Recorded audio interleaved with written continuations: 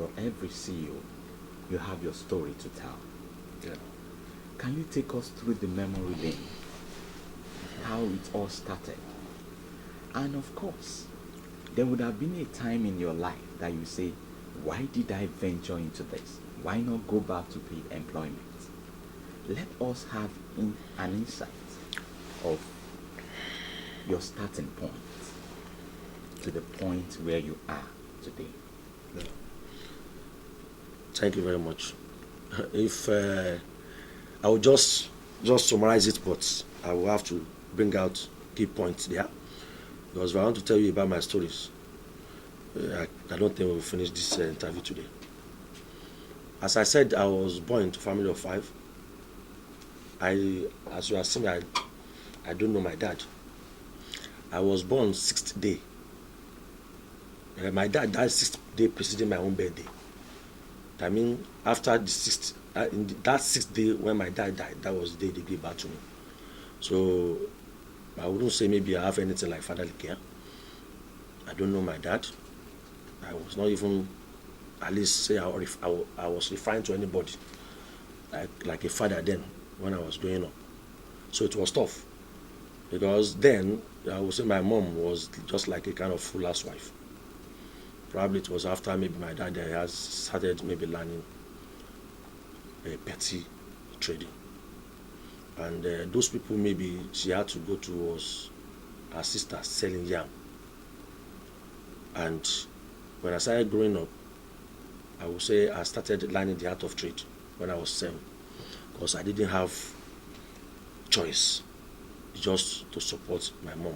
I started hawking yam at the age of 7, which I could even remember the first day that I had to carry maybe the plate that carrying the load of yam to hawk, that I was even crying throughout my journey, because it was somebody that took me to the market. That is from Rita Mary down to Gungpa, down to Baggy, all those time.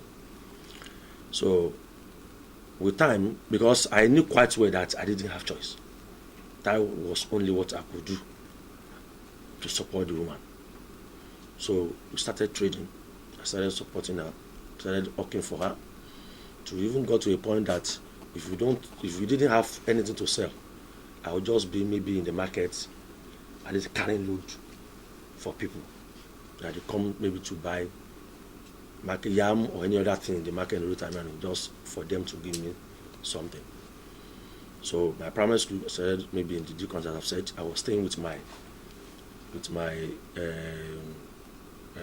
grandmother then, because the death of my father devastated my mom seriously. So when I was young, so they took me to that grandmother, which I thank God today, because I learned a lot from her. May I also rest in perfect peace. So that was where I started trading. That was where I started learning the art in the field, the street sense that is even assisting me now. From that primary school to secondary school, in that my secondary school, then things were a bit better, at least to some extent in feeding, but not in clothing, not in wearing shoe or anything. I couldn't afford all those things then. So during my secondary school, I started living with some of my area brothers that they are elderly. They were in higher institution, so I left home, started staying with them, though not too far from my grandma place. Started living with them, eating with them, maybe their clothes, maybe anyone they left behind they can give me, so I started staying. Those my brothers then, those my area brothers then, they were not my blood brothers, but all of them, they were after going to our institution. Because in my family then, I didn't have anybody that I would say, okay, this somebody is going to universities or polytechnic. None of them. I would say these are my role models. I want to follow them.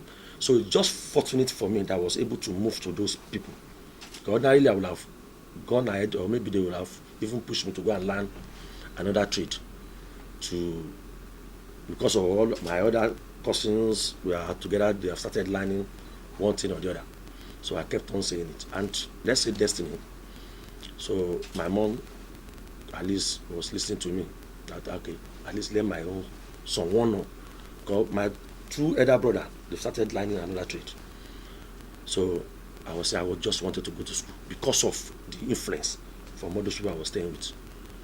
And then too, probably most of them, they would just even, some of my mom's friends, they would just be convincing my mom, confusing her that all those people that even at least finished higher institution, they were out in their own houses. They are not doing anything. They couldn't get job. So, and thank God, my first brother, my eldest brother, told my mom then that we cannot say, let's say maybe 30 people graduated. At least out of those 30 people, we will have somebody, or even one out of the 30 that has got employment. So you just continue praying for your own son. That anytime maybe he comes out of some school, he'll be able to get a good job. So